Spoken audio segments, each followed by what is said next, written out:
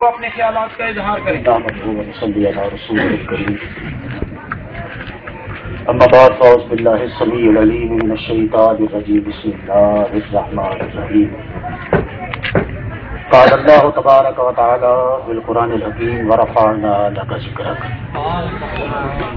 قال اللہ تبارک و تعالی فی القرآن الحکیم ان القصۃ للدار جميعا. آمنت باللہ صدق اللہ العظیم ونحن علی ذلک لمن الشاہدین والشاکرین والحمد للہ رب العالمین. الصلاۃ والسلام علیک یا رسول اللہ.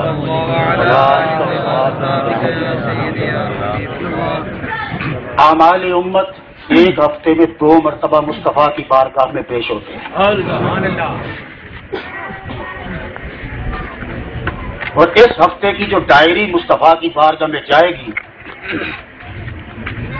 حضور دل و جان سے دعا دیں گے کہ میرے چاہنے والے میری محبت میں گھروں کو چھوڑ آئے،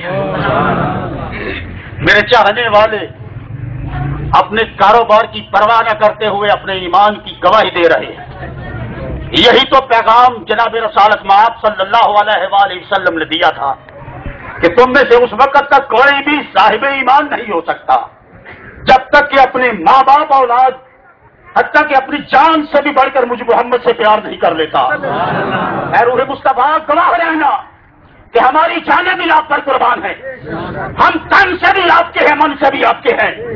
آقا ہم ان کے ماننے والے ہیں جنہوں نے ہر لمحہ ہر موڑ پر آپ کی ناموس کے لیے جانیں قربان کی ہیں. یا رسول اللہ، ہمارے دامن میں ایسی مائیں ہیں کہ جو میدان جہاد کے رستے میں کھڑی ہوتی ہے، پیغام آتا ہے، جب پیغام بتایا جائے میدان کی حالت کیا ہے، میں پوچھتی ہے بتاؤ تو صحیح میدان کی حالت کیا ہے. وہ جواب دیتا ہے کہ بھائی تیرا شوہر دنیا میں نہ رہا، مصطفیٰ کی عزت کے لیے اپنا سر کٹا چکا. میں کہنے لگی میرے شوہر کی بات چھوڑو، بتاؤ مصطفیٰ کیسے ہے. اسی راستے میں کھڑی ہے، دوسرا قاصد آتا ہے، اس سے پوچھتی ہے، وہ کہتا ہے تیرا جوان بیٹا دنیا سے چلا گیا. کہنے لگی پرواہ نہیں ہے، بتاؤ مصطفیٰ کیسے ہے. تیسرا قاصد آیا، اس نے کہا کہ تیرا فلاں عزیز دنیا سے چلا گیا. اس نے پوچھا کہ اس نے کہا کہ عزیز کی بات بھی چھوڑ، یہ بتاؤ حضور کیسے ہے.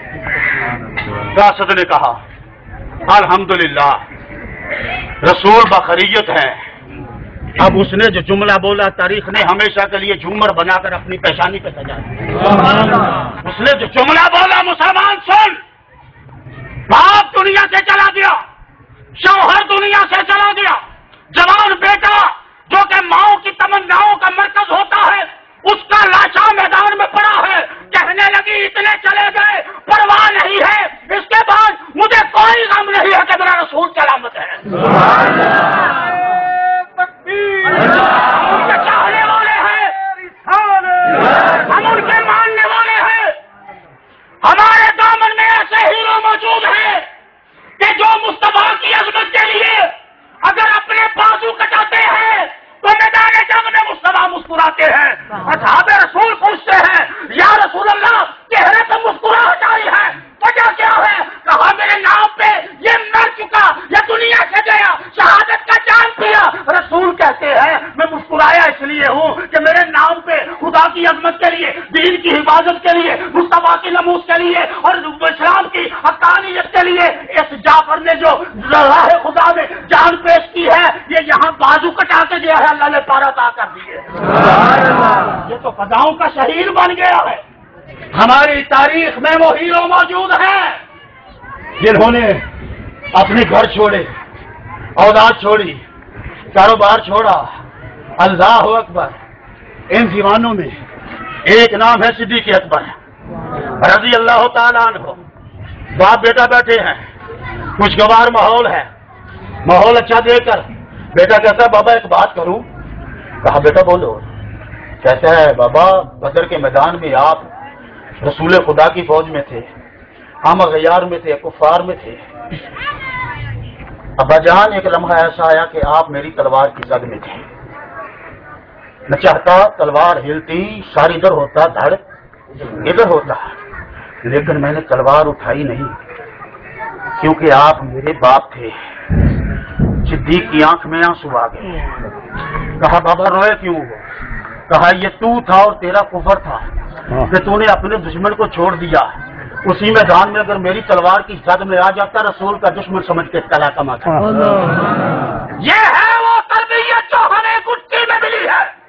ہم بے عمل صحیح، ہم دین سے دور صحیح، ہم ملاٹے کرنے والے صحیح، داداتوں میں جھوٹ بولنے والے صحیح، لیکن اے چشمے فلک دیکھ لے، آج دیکھ لے اور کل قیامت کو گواہی دینا کہ عظمت مصطفیٰ پر ایک حرف بھی ہمیں قبول ہے نہیں۔ ہم تن سے بھی مصطفیٰ پہ مٹنے والے ہیں، من سے بھی مصطفیٰ پہ مٹنے والے ہیں۔ یہ کوئی آج کی بات نہیں ہے، اس امت کا حکیم بولا اور کہنے لگا کہ اغیار کی یہ کوشش ہے، اغیار یہ چاہتے ہیں کہ روح محمدی ان کے یہ فاقہ کش جو موت سے ڈرتا نہیں، یہ فاقہ کش جو موت سے ڈرتا نہیں، ذرا روح محمد اس کے بدن سے نکال لو اور فکر عرب کو دے کے فرنگی تخیلات۔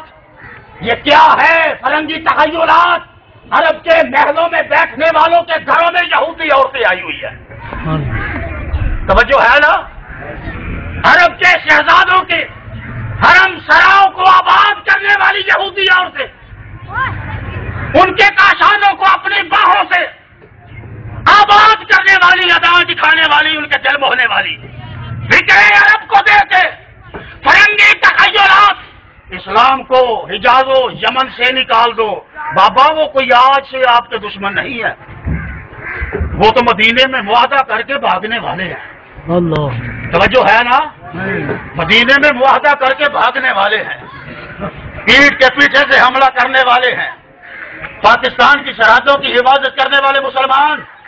انہوں نے جو اسرائیل کا نقشہ بنایا اسے گریٹر اسرائیل کا نام دیا ہے، اور آج تیری روح تڑپ جائے گی کہ تیرا دشمن کتنا مکار ہے۔ اس نے گریٹر اسرائیل میں مکہ اور مدینہ بھی شامل کیا ہے۔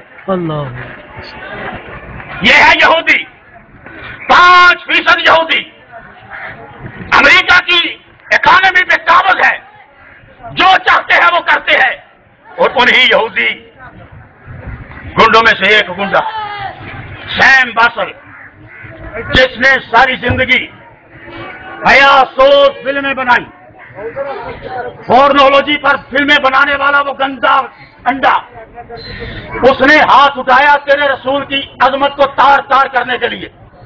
وہ رسول کے جس کے چہرے کی قسم خدا اٹھاتا ہے، وہ رسول کے جو اتنا پاک ہے زمین پہ آتا ہے تو رب مصطفیٰ کے قدم کی برکت کے سلسلے میں پروردگار عالم ساری زمین کو پاک کر دیتا ہے، ہر جگہ لائق کے سجدہ ہو جاتی ہے۔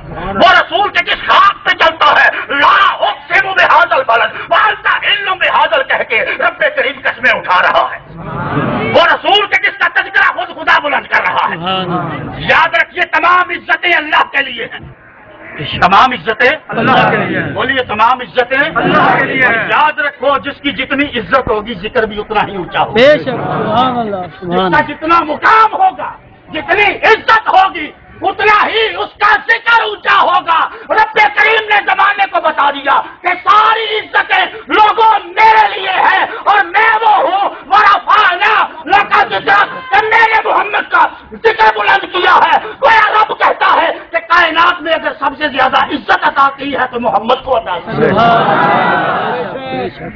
عزت للہ جمیعا، محمد خدا کے لیے، محمد خدا کے لیے، خدا مصطفیٰ کے لیے ہے۔